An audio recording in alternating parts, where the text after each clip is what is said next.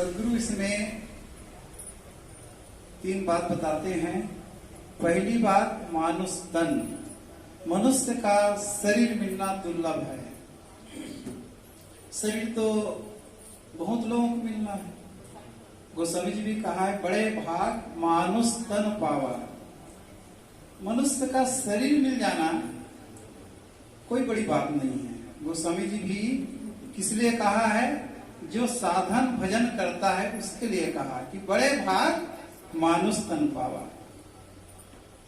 और अगर मानुष तन तो है, लेकिन हमारा खान पान, रहन सहन, आचार विचार सही नहीं है, तो बड़े भाग मानुष तन पावा नहीं होगा।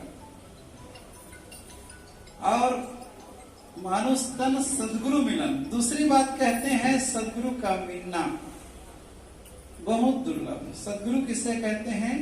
जो सत्य के रास्ता को बताते हैं उसे सदगुरु कहते हैं, है ना? सदगुरु वो होते हैं जो हमारे बंधन छुड़ाते हैं, हमें मंजिल तक पहुंचाते हैं। जो प्रथम सीढ़ी से लेकर के आत्मज्ञान तक पहुंचाते हैं, जो सर्व स्थिति आत्म स्थिति तक पहुंचाते हैं, उसको वो हमारे सदगुरु है। अस्तो मां सदगमय, तमसो मां ज्योतिर्गमय, अमृतोर्मा अमृतम गमय। असत्य से सत्य की ओर ले जाते हैं, अंधकार से प्रकाश की ओर ले जाते हैं, और मृत्यु से अमरता की ओर ले जाते हैं। वो हमारे सदगुरु हैं। तो दूसरी बात है सदगुरु मिलना। सदगुरु तो मिल गए, लेकिन हम कर्म ही नहीं कर रहे हैं। डॉक्टर के पास गए, बीमारी है, दवाई भी दे दिए डॉक्टर, और उस दवाई का प्रयोग हमने नहीं किया, या अथवा प्रयोग तो किया लेकिन संयम नहीं बरते। जिसको नहीं खाना चाहिए वो चीज खा लिए, तो क्या होगा? काम करेगा क्या? नहीं करेगा। ऐसे ही सदगुरु तो मिले हैं, लेकिन अंतिम बात क्या है? मोक्षम इच्छा हो। मोक्ष की इच्छा नहीं होगा, साधना की इच्छा नहीं होगी, तब तक हमारा कल्याण कैसे होगा? इसलिए हम सबको चाहिए कि ये तीनों बातों को ध्यान में रख करके मोक्ष की इच्छा होना चाहिए। जो प्यास लगेगा वही पानी के पास जाएगा, जिसे भूख लगेगा वही भोजन के पास जाएगा, और नहीं लगेगा तो नहीं जाएगा।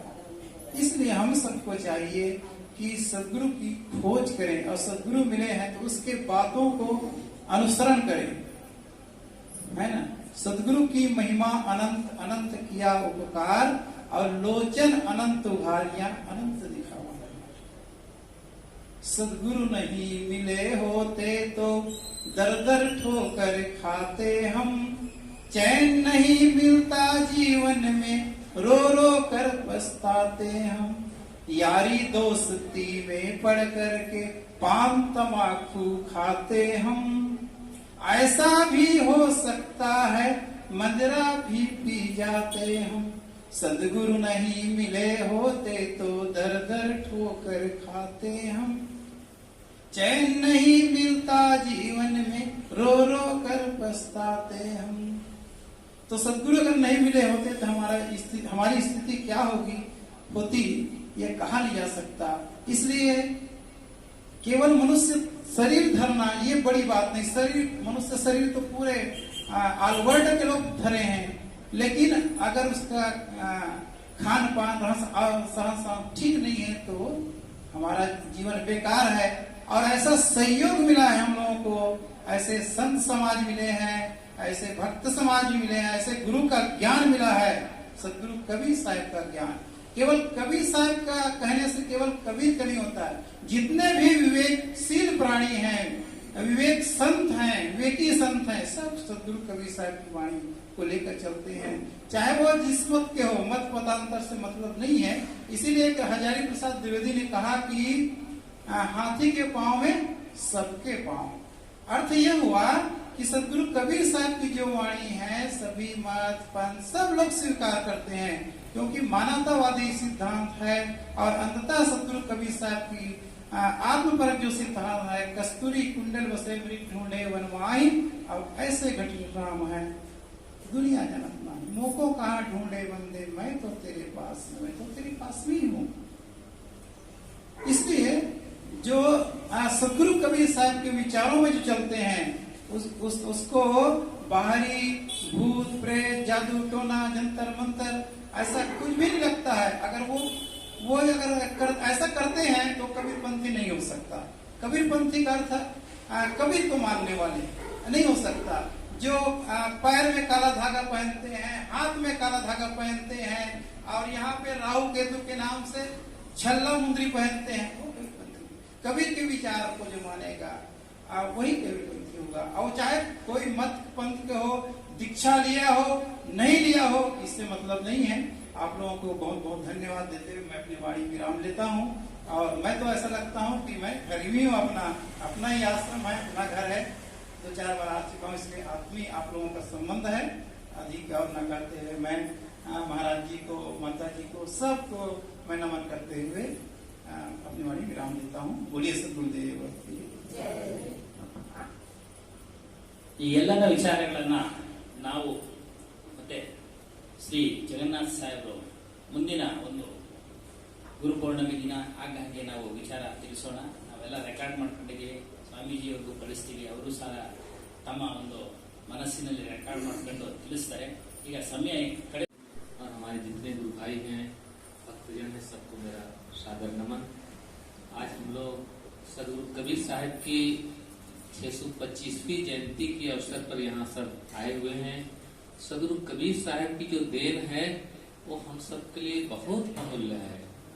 हम जितने यहाँ पर बैठे हैं सब लोग कबीर साहब के मानवतावादी विचारों के और उनकी क्रांति के आधार पर हम लोग यहाँ पर बैठ करके कुछ सुन रहे हैं, कुछ ज्ञान की चर्चा कर रहे हैं और इस लायक हैं। और कबीर साहब ने ये शुरुआत न की होती, गरीबों के प्रति, जो जातिवाद के प्रति और मानवता के प्रति, धर्म के प्रति इतना झगड़ा चलता था उस समय, तो आज के जमाने में देखें तो आज भी चला करता है। लेकिन कबीर साहब के विचारों के आधार पर सरकार ये नियम बनाती है, किसी भी जाति, किसी भी मत, किसी भी संप्रदाय का कोई भी व्यक्ति बड़ा से बड़ा हो सकता है, राष्ट्रपति हो सकता है, प्रधानमंत्री हो सकता है। लेकिन पहले कबीर साहब के जमाने में कोई अछूत कहा जाने वाला, छोटे घर में पैदा होने वाला, वो पढ़ भी नहीं सकता था। और आज हम लोग पढ़ करके, लिख करके, इस सभा मंच पर बैठ करके कुछ सुन रहे हैं। पहले जमाने में था कोई ज्ञान की चर्चा सुन ले तो उसके कानों में रांगा भर दो, कोई बोल देवे तो उसकी जीभ काट दो, कोई हृदयंगम कर दिया तो उसके हृदय को तोड़ दो, हत्या कर दो, ऐसी बात थी। लेकिन कबीर साहब ने हम सबको वो अधिकार दिलाया जो मानव का परम कर्तव्य है। हम इंसान हैं, इंसान एक बराबर है। सबके दिल में देखें तो वही दया क्षमा का भाव है और सबके अंदर प्रेम का भाव है। यहाँ पर देखें भाषा का चक्कर है, मैं हिंदी जानता हूँ, कोई हिंदी नहीं जानता है, कोई कन्नड़ जानता है तो मैं तेलुगु नहीं जानता हूँ। ये भाषा का चक्कर हो सकता है, लेकिन भाव का चक्कर कोई जगह नहीं है।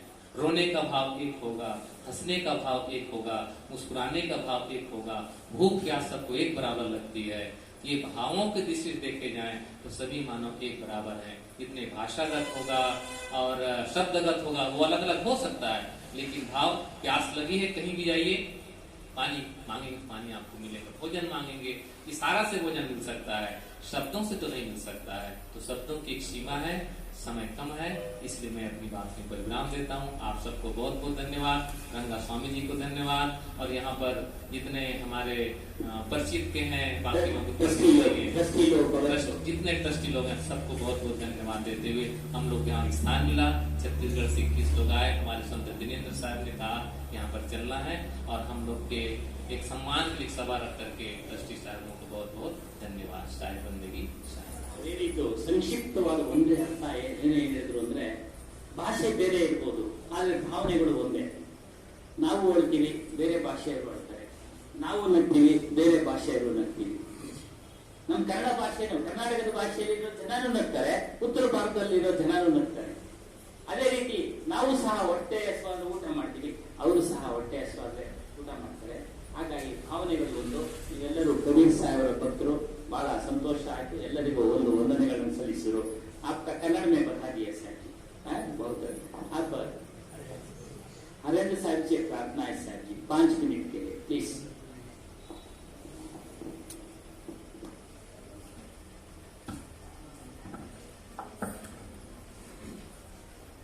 बोले श्री सद्गुरु कबीर साहिब की। विश्ववंदनीय सद्गुरु कबीर साहिब की पावन चरणों में नमन करते हुए, ज्ञानदाता बोधदाता गुरुदेव जी को नमन करते हुए, उपस्थित पधारे हुए स्वामी जी को नमन करते हुए तथा साथ सब आए हुए हमारे पूज्य संतों को सहायता बंदगी करते हुए साथी बहनों तथा उपस्थित सज्जनों, मातृशक्ति, भक्ति शक्ति, माताओं तथा बहनों,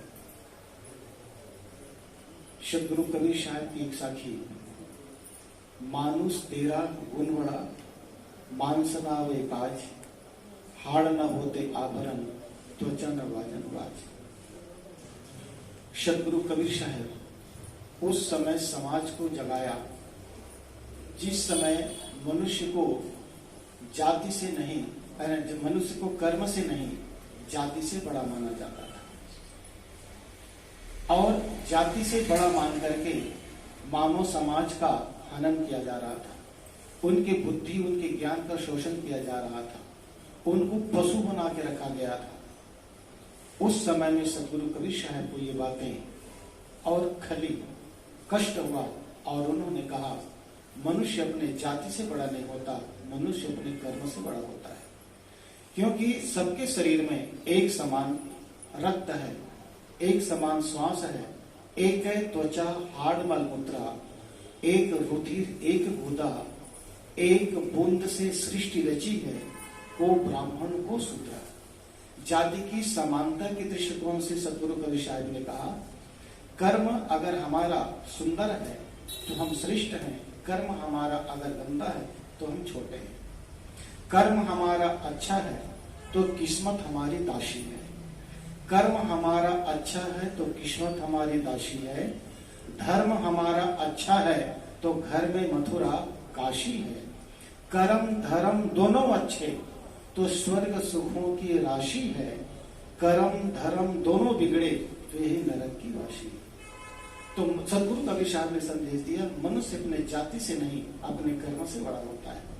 आज भी आप किसी भी जाति, किसी भी संप्रदाय के लोगों से पूछिए, किसी भी मत पंथ के लोगों से पूछिए, किसी भी देश विदेश के लोगों से पूछिए, मनुष्य जाति से बड़ा होता है कि कर्म से, तो एक ही उत्तर मिलेगा, मनुष्य अपने कर्म से बड़ा होता है। ये सिद्धांत सद्गुरु कबीर साहब ने समाज के बीच में दिया और यही की बदौलत है कि आज सद्गुरु कबीर साहब को करोड़ों करोड़ों लोगों ने स्वीकार करके और उनके रास्ते पर चलने के लिए संकल्प किया। उन्हीं आत्माओं में आप सब हैं, हम सब हैं। अन्यथा तो समाज में इस प्रकार से एक दीवारें थी जिसमें आपको हमको न विद्या पढ़ने का अधिकार था, न तो मंदिर में जाने का अधिकार था, न तो आपको ज्ञान प्राप्त करने का अधिकार था, सारी चीजों से वंचित रखा गया था। भले ही कोई अगर कहता है कि मनुष्य अपने जाति से ही बड़ा होता है तो मानिए रावण जाति का बड़ा था, लेकिन आज उसकी पूजा क्यों नहीं होती? फिर जब जाति की पूजा हो सकती है तो रावण तो जाति का ब्राह्मण था, भगवान राम तो जाति का क्षत्रिय था, भगवान कृष्ण जाति का ग्वाला था, आज उसकी पूजा होती है। इसका मतलब है कि मनुष्य को सत्यता की ओर लौटना पड़ा और कहना पड़ा और मनुष्य अपने जाति से नहीं अपने कर्म से बड़ा होता है। आप जानते हैं कि मनुष्य के जो आकलन है वो रूप से नहीं स्वरूप से होता है। जानते हैं आप सब कि रावण का शकल बढ़िया था, अकल बढ़िया नहीं थी और जिसके कारण से रावण अपने जीवन में सम्मानित नहीं हुए। रावण का मकान सुंदर था, मन सुंदर नहीं था। आप दूसरी तरफ देखें, सेवरी का मकान सुंदर नहीं था, मन सुंदर था। रावण का मकान सुंदर था, मन सुंदर नहीं था। सेवरी माता का मकान सुंदर नहीं था, मन सुंदर था। अपने जीवन में सफलता पाई तो अपने उज्जवल कर्म, अपने उज्जवल संस्कार के कारण, भक्ति के कारण, सेवा के कारण, संस्कार के कारण सेवरी माता अपने जीवन में सफल हो गई। लेकिन रावण 4 वेदों का ज्ञाता, लंका का राजा, शिव जी का भक्त, जाति का ब्राह्मण, 4 विशेषताएं होते हुए भी एक कर्म की कमी के कारण और वे अपने जीवन में फेल हो गए। रावण के पास चारों चीजें मजबूत थी लेकिन अपने कर्म क्षेत्र में कमजोर पड़ गए। सेवरी के पास चारों चीजें नहीं थी, लेकिन अपने कर्म क्षेत्र में सफल हो गई। इसलिए आज सदगुरु कबीर साहब ने कहा, संतो भक्ति सतो गुराणी। हमारे जीवन में सेवा, भक्ति, सत्संग, ये तीनों की गंगा जब बहती है तो आत्मज्ञान प्राप्त होता है, और यही आत्मज्ञान ही मानव जीवन की संपत्ति है। धन की सुरक्षा गोदरेज और अलमारी से, खेत की सुरक्षा मेड़ से, आपके पास बेशकीमती चीजें हैं उसकी सुरक्षा आपके गोदरेज अलमारी से, उससे भी मूल्यवान है मानव जीवन, और मानव जीवन में भी मूल्यवान है हमारा उज्जवल संस्कार, और उज्जवल संस्कार की सुरक्षा होती है सत्संग से। इसलिए कबीर साहब ने कहा, संगत की जय साधु की, हरे और की व्याध, ओछी संगति क्रूर की, आठों पहर उपाध। इसलिए अपने जीवन में सत्संग को नहीं छोड़ना। सत्संग आपके जीवन का एक कैनाल है, एक नहर है। जैसे बांध में पानी भर दिया जाता है तो कैनाल के माध्यम से सूखी जमीन में जाकर हरियाली उत्पन्न करती है, उन्नति देती है, खुशहाली देती है, संपन्नता देती है। ऐसे ही आपके पास, हमारे पास तन की, मन की, धन की जो जल की राशि है, वे भक्ति के स्रोत से और कैनाल के माध्यम से हमारे जीवन को तन से, मन से, धन से, कर्म से, संस्कार से और उन्नतशील बनाता है। इसलिए करिए नित सत्संग को, व्याध सकल मिटाए। सदगुरु कबीर साहब ने जो कहा, और इस बात को हम अपने जीवन में अपनाते चलें। सदगुरु कबीर साहब के जितना नजदीक होंगे उतना हमारा लोक परलोक व्यवहार परमार्थ सुंदर बनता चला जाएगा। इसलिए आज सब प्रकार की ज्ञान की आवश्यकता है। फिजिक्स, केमिस्ट्री, हिंदी, अंग्रेजी ज्ञान की आवश्यकता है, तो वर्तमान जीवन में हमको महापुरुषों के ज्ञान की उतनी आवश्यकता है। क्योंकि फिजिक्स, केमिस्ट्री पढ़ने वाला इंसान अपने आत्म गौरव, आत्म सम्मान को नहीं समझ पाता। इसलिए हमको भौतिक शिक्षा के साथ साथ आत्मज्ञान की तरफ बढ़ने की आवश्यकता है। हम अपने आने वाली पीढ़ियों की ये संदेश शिक्षा दें। इन्हीं शब्दों के साथ अपने बातों को विराम देता हूँ। बोलिए श्री सद्गुरुदेव की जय।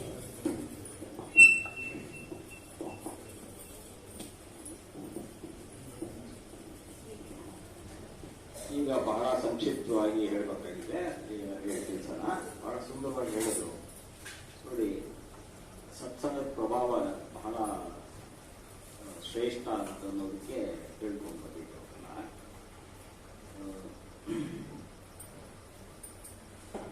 ಇಲ್ಲಿ ಉದಾಹರಣೆ ಕೊಡ್ತಾವೆ, ಬಹಳಷ್ಟು ಉದಾಹರಣೆಗಳು ಎಲ್ರಿಗೂ ಸಂಕ್ಷಿಪ್ತವಾಗಿ ಹೇಳಿ. ಒಂದ್ಸತಿ ನಾರದ ಮುನಿಗಳು ಭಗವಂತನ ಹತ್ರ ಹೋಗ್ತಾ ಇರುತ್ತೆ. ಭಗವಂತನ ಹತ್ರ ಹೋದ